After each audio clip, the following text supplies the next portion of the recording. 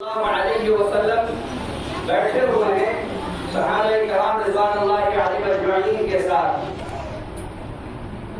ایک عورت آتی ہے، ایک صحابیہ آتی ہے اور کہتی ہے انی قد وہبت لک نفسی.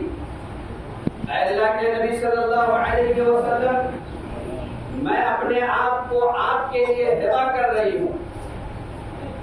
آپ صلی اللہ علیہ وسلم نے ایک مرتبہ اس عورت کی طرف دیکھا اور دیکھنے کے بعد اپنی نگاہ کو نیچی کر لیے. اس کا مطلب یہ تھا کہ فی الوقت مجھے عورت کی ضرورت نہیں. ایک نوجوان صحابی کھڑے ہوتے ہیں اور کہتے ہیں کہ اللہ کے نبی صلی اللہ علیہ وسلم، فی الوقت اگر آپ کو عورت کی ضرورت نہیں ہے تو میں ایک جوان آدمی ہوں اور میں عورت کی ضرورت محسوس کرتا ہوں. آپ صلی اللہ علیہ وسلم نے اس صحابی سے جو سوال کیا، وہ سوال کیا؟ آپ نے یہ نہیں پوچھا کہ تمہارے پاس ڈگریاں کیا ہے، کہاں سے تم نے تعلیم حاصل کی ہے، کچھ نہیں. بلکہ آپ صلی اللہ علیہ وسلم نے اس نوجوان سے پوچھا. وہ نوجوان جو نکاح کی خواہش رکھتا تھا، اس سے آپ صلی اللہ علیہ وسلم نے پوچھا کہ جس سے تم نکاح کرنا چاہتے ہو، اپنی منکوحہ کو مہر میں کیا تم دو گے؟ تو صحابی خاموش ہو گیا اور کہا کہ اللہ کے نبی صلی اللہ علیہ وسلم، میں تو ایک غریب آدمی ہوں، میرے پاس کچھ نہیں ہے. آپ صلی اللہ علیہ وسلم نے کہا کہ جاؤ گھر میں ڈھونڈو، وَلَوْ خَاتِمًا مِّنْ حَدِيدٍ، اگر لوہے کی انگوٹھی ہو تو اسے لے کر کے آؤ.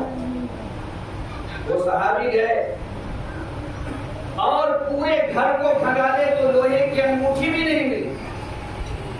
آ کر کے کہہ رہے کہ اللہ کے نبی صلی اللہ علیہ وسلم، میرے گھر کے اندر لوہے کی انگوٹھی بھی نہیں ہے.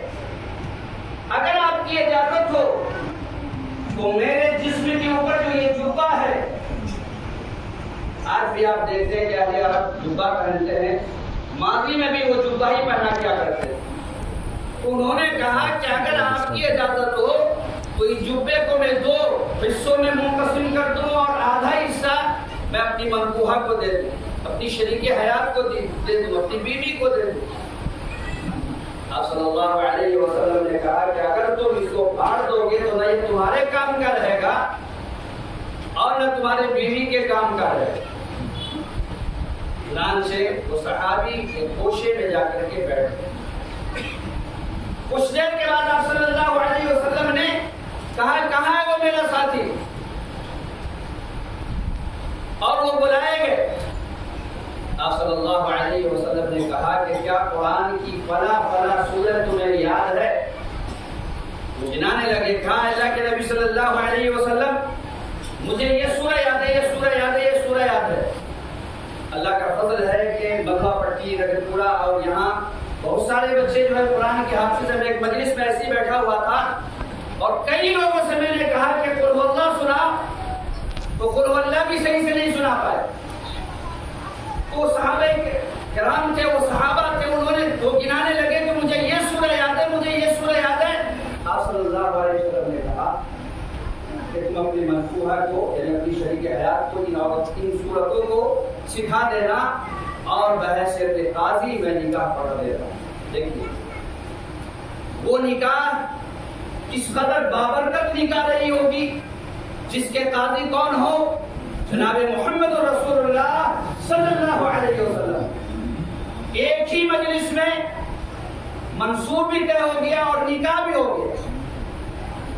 ماشاءاللہ، اللہ کا بہت بڑا فضل ہے.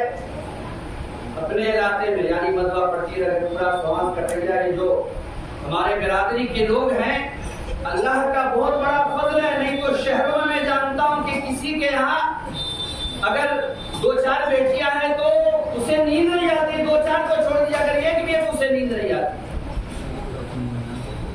بہت زیادہ باہر میں خرچ ہونے کے بعد بھی یہاں ابھی بھی سادگی ہے. مزید سادگی لانے کی ضرورت ہے. دیکھیے نبی اکرم صلی اللہ علیہ وسلم کے زمانے میں کتنی سادگی تھی کہ ایک ہی مجلس میں منصوب طے ہوا اور پھر آپ صلی اللہ علیہ وسلم ویسے تھے قاضی کافی پڑھا دے رہے ہیں، آپ تو کچھ نہ کچھ ہمیں خرچ کر ہی دیتے ہیں، مزید جو ہے خرچ میں کمی لانے کی ضرورت ہے۔ کیوں؟ اس لیے کہ نبی کریم صلی اللہ علیہ وسلم نے بیان فرمایا کہ سب سے بابرکت نکاح وہ ہے کہ جس میں کم خرچ ہو۔ آج شہروں میں نے دیکھا ہے کہ اگر کوئی شخص 10 لاکھ خرچ کرتا ہے تو دوسرے ہی دن جب اس کی بیٹی کی شادی کی باری آتی ہے تو وہ 15 لاکھ 20 لاکھ روپیہ خرچ کرتا ہے اور سوچتا ہے کہ میں نے کمال کر دی۔ یہ کوئی کمال کی بات نہیں ہے۔ اب نبی اکرم صلی اللہ علیہ وسلم کی سنت سے جتنے قریب ہوں گے دنیا میں اتنے ہی ممتاز ہوں گے۔ میں آج ہی واٹس ایپ کے اوپر اپنا جامعہ سلفیہ کا ایک گروپ ہے، اس میں ڈاکٹر انیس الرحمان ہے جو سے 1 سال سینئر تھے جامعہ سلفیہ بنارس اور کلکتہ کسی یونیورسٹی میں عربی کے پروفیسر ہیں، انہوں نے یکساں سول کوڈ کے نفاذ کی مناسبت سے 2 اہم نقطے کی طرف انہوں نے اشارہ کیا۔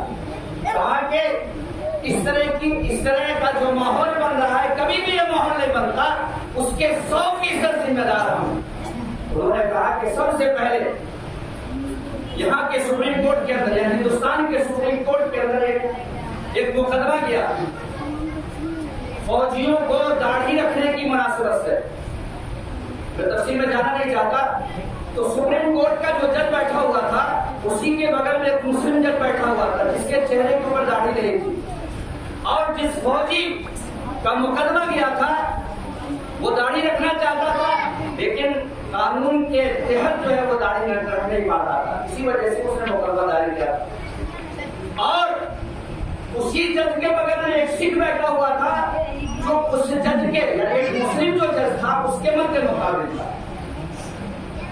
تو یہ جو مسلم جج ہے وہ حدیث کی وکالت کرتے ہوئے نبی کریم صلی اللہ علیہ وسلم کی حدیث کی وکالت کرتے ہوئے کہا کہ ہم لوگ اس وجہ سے فوجی ہو کر کے داڑھی رکھنا چاہتے ہیں کہ یہ نبی کریم صلی اللہ علیہ وسلم کی حدیث ہے، فرض ہے، واجب ہے، تمام دلیل دے رہے ہیں۔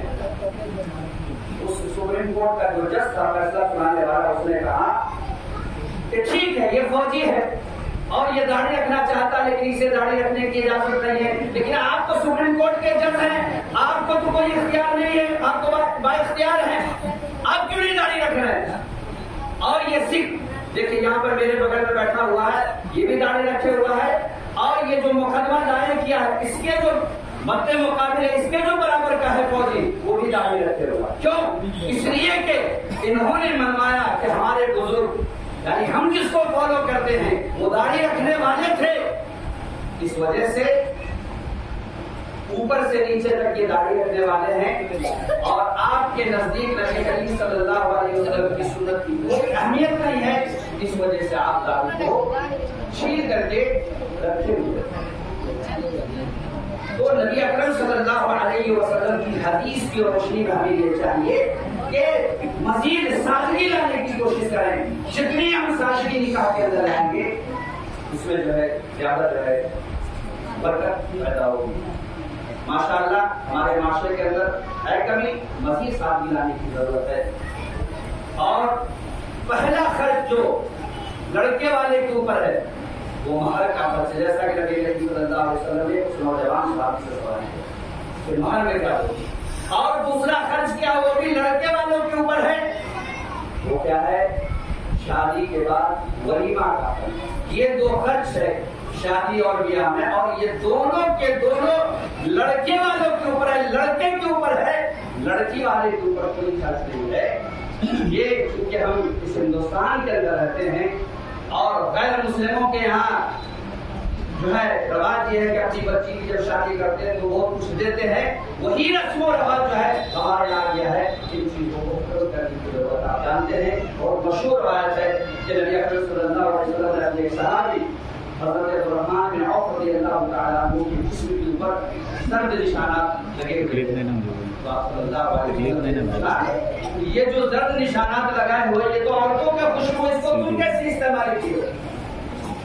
حضرت عبدالرحمن بن عوف رضی اللہ تعالیٰ عنہ نے جواب دیا کہ اللہ کے نبی صلی اللہ علیہ وسلم میں نے ایک عورت سے نکاح کیا ہے اور اس کو مہر میں اتنا میں نے سونا یا چاندی دیا ہے اور میں نے اس سے شادی کی. اس عورت کو لمس کرنے کی وجہ سے, چھونے کی وجہ سے ان کے جسم کے اوپر جو زرد نشانات لگے ہوئے تھے وہ میرے جسم کے اوپر آئے. آپ صلی اللہ علیہ وسلم نے ناراضگی کا اظہار نہیں کیا. اگر آج محلے کے بڑے آدمی کو نہ پوچھا جائے تو کہا جاتا ہے ہم کو نہیں پوچھے. نبی اکرم صلی اللہ علیہ وسلم سے مدینہ میں کوئی بڑا نہیں تھا, لیکن حضرت عبدالرحمن بن عوف رضی اللہ تعالیٰ عنہ نے نبی اکرم صلی اللہ علیہ وسلم کو بھی نہیں دعوت دی. ایسے موقع پر نبی اکرم صلی اللہ علیہ وسلم نے اپنے صحابی کو تعلیم دے رہے ہیں اولی ولو بشار, ولیمہ کرنا کچھ عید کی بڑی سنت ہے. آج کیا ہے, میں دیکھتا ہوں شہروں کے اندر, میں ایک نکاح